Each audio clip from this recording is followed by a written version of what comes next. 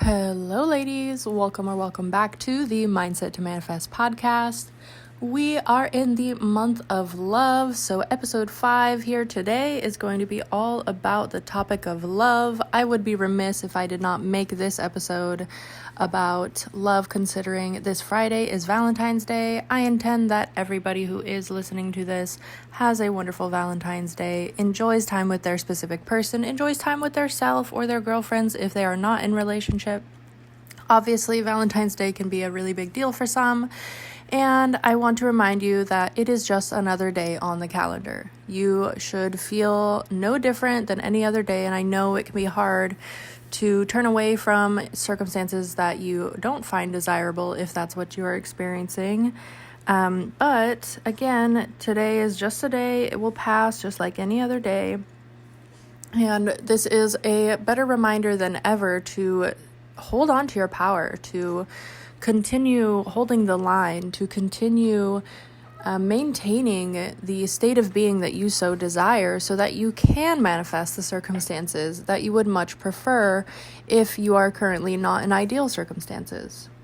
And I do want to start today's episode by talking about self-love, because ultimately it is so important, and manifestation as a conscious creator is all about self-love, because when you love yourself, you exercise the awareness and discipline to change your self-concept, to upgrade yourself, to raise your standards, to become a better person. And when you start to change and love yourself and fill your own cup, everybody else begins to pour into you.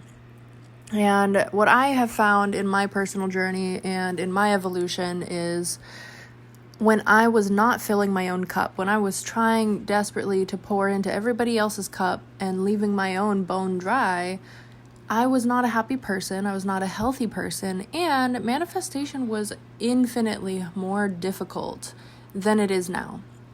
Whereas now, if I, let's say, want to manifest a particular experience. Let's say I want to go and experience something, or I want to buy a certain pair of shoes or clothing article. Like, it comes without me even worrying about it, because I know that I'm worth it.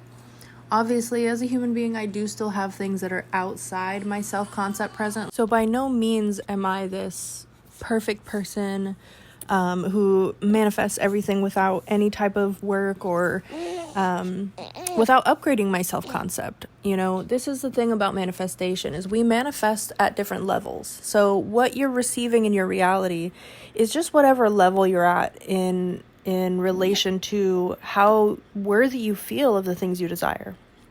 So, for example, if you feel like you're only worthy of making $30,000 a year, well, you only attract jobs and opportunities and circumstances that allow you to bring in $30,000 a year. However, when you decide that you're worthy of $30,000 in a year, well, your circumstances begin to shift and change to lead you to a reality, to create a reality, to unfold a reality where you are receiving $30,000 a year. And the truth is, they're no different. When you start to believe that you're worthy and deserving of more, your reality must reflect that. Think about a mirror. And we talk about this a lot in manifestation, but a mirror cannot show you what isn't there. A true mirror is only a reflection of you. And this reality is a mirror. And when we say that, we do mean it pretty much in the literal sense. If you believe that this world is full of terrible people, and people are corrupt, and people are selfish and greedy and needy and arrogant and not humble, you will find yourself surrounded by more and more and more of those people. Whereas if you take the opposite belief, in contrast to that, you will be surrounded by people who are kind and loving and generous and giving. And here's where it gets even crazier, is you can believe that most of the world is very kind and loving and generous and compassionate and empathetic and nice to be around. But there might be one or two people, or even a small handful of people, that you associate with negative experiences, with negative qualities and characteristics, and they will also reflect that belief. they will be mean and nasty to you when the rest of the world is kind and loving and sweet and generous. And it is all about your self-concept. And self-concept as it relates to self-love is the more that you love yourself, the more that you want to upgrade your self-concept, the more you want to believe in yourself. And the easier it becomes to believe in yourself because you're like, you know what? I love myself. Why shouldn't I get paid more?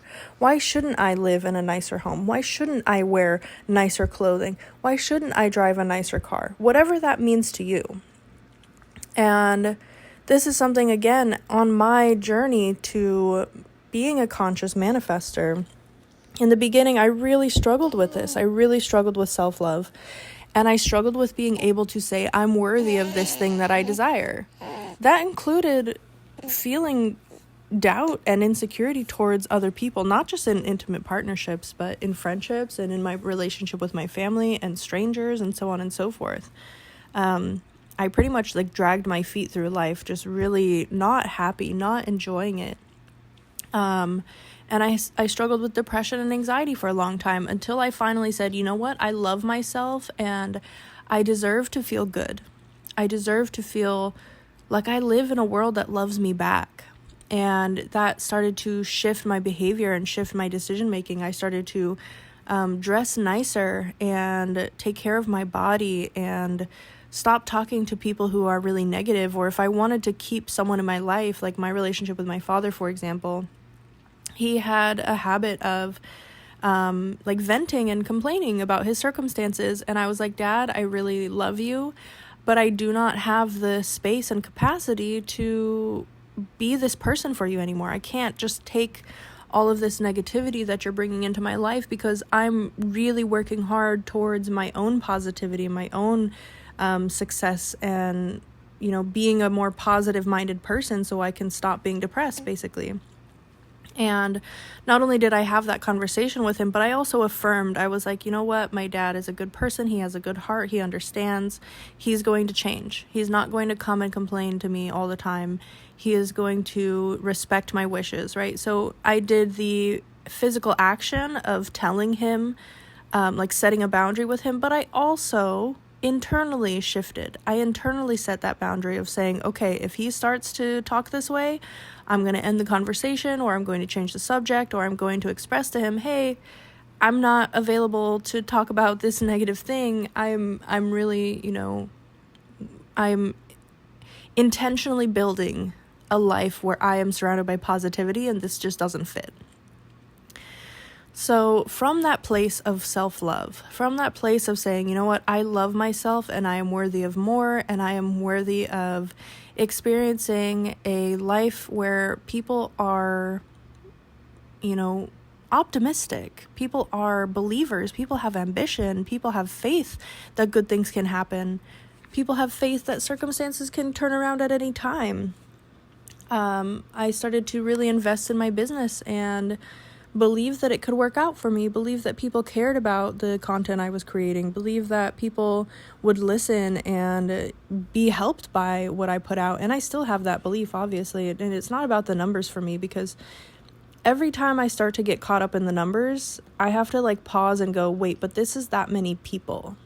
This is how many people's lives I've touched. And as long as I am helping one person with every bit of content that I put out, I'm doing my job.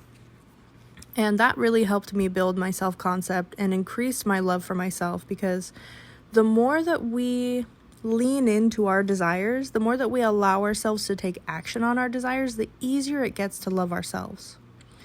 Now, why is it so important to love yourself when manifesting love from other people? Is because other people are only a reflection of you. So what does this mean? This means that when you deeply love yourself, other people must conform to that love of self. If you believe that you're a very kind and genuine and generous person, people must conform to that. And remember, if somebody is not conforming to that, that is because you hold a belief about that specific person. You see that person as a negative person. For a long time, I saw my dad as a complainer.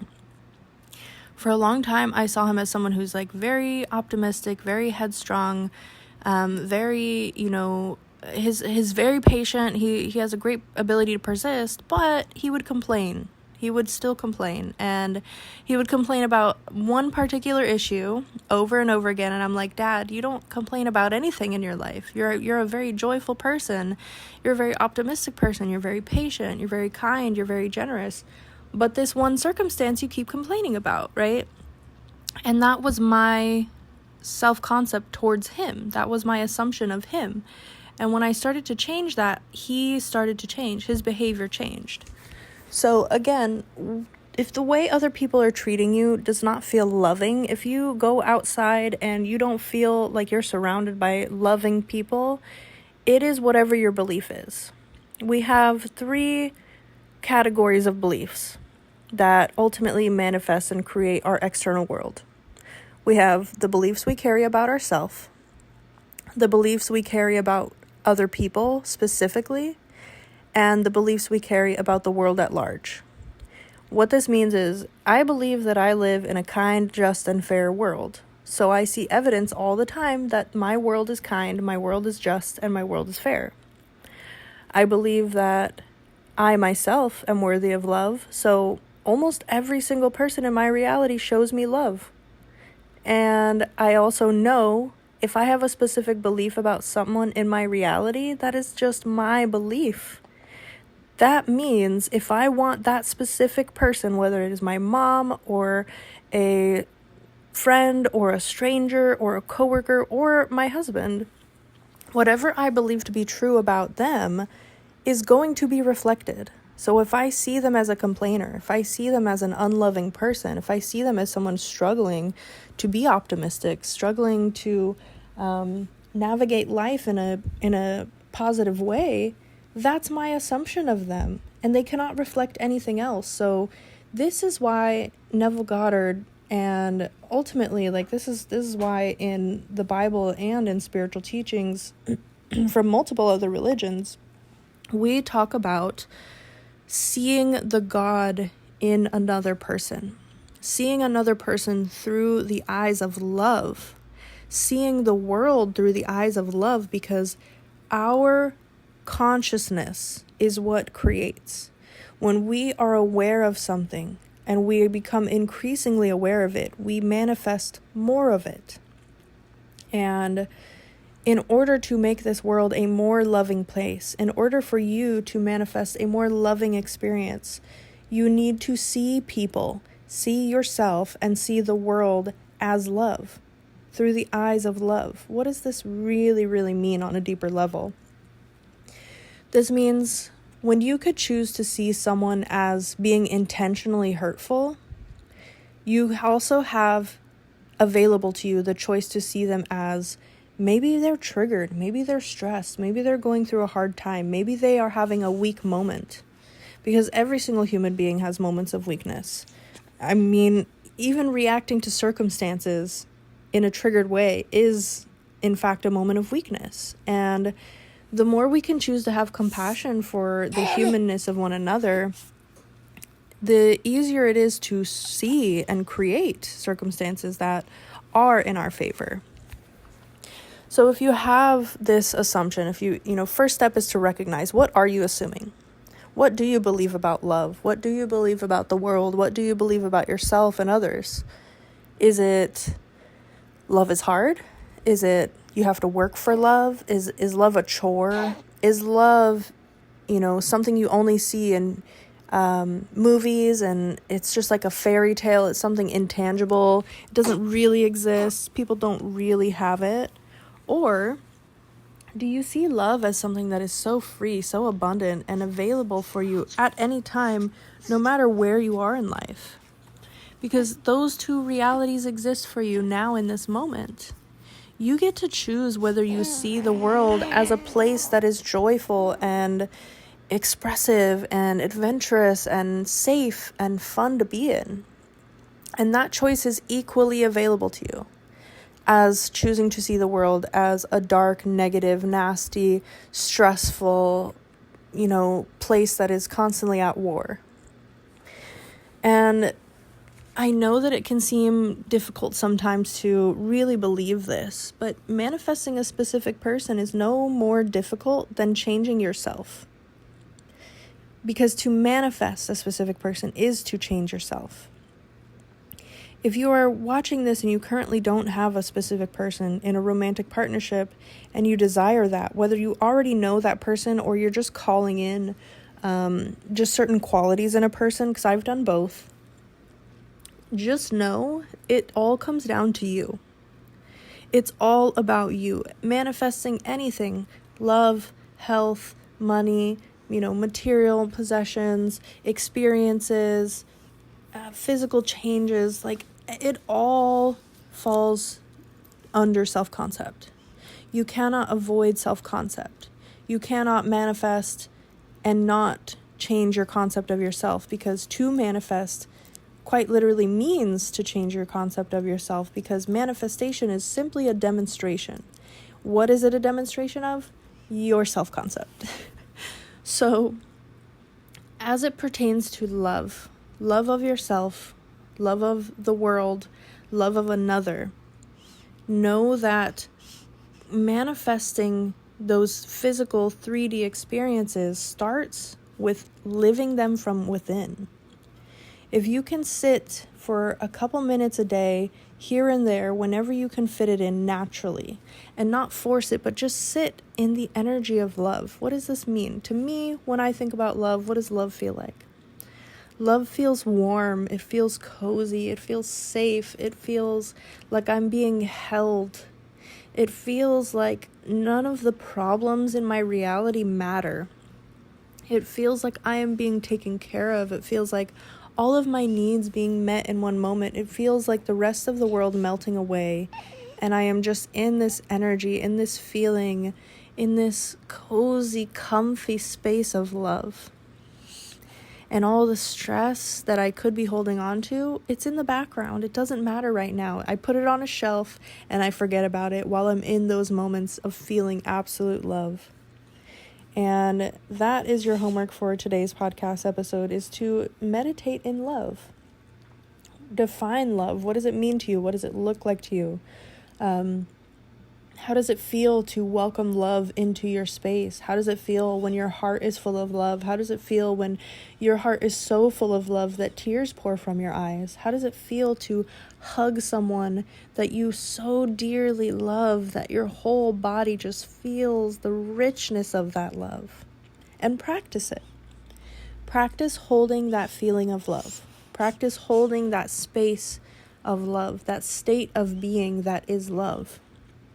And more, you will notice your beliefs that are not in alignment with that love. And you will be able to change them. You will be able to direct your thoughts to a more loving place. You will be able to take action from a more loving place. And you will recognize, increasingly so, that love is all around you. It is ever available to you. And it is waiting for you to experience it. Thank you so much for tuning in to the Mindset to Manifest podcast. I appreciate every single one of you for being part of the Confidence Club Premium membership. And I look forward to next week's episode. And I intend that everyone listening here has had an amazing year so far and will continue to have an amazing year, and enjoy your Valentine's Day, or whenever you're watching this. I hope the next Valentine's Day is full of love. And I intend that this video inspired you to welcome more love into your heart, because what better feeling than to feel loved? Thank you again for tuning in, and I will catch you in the next one. Bye.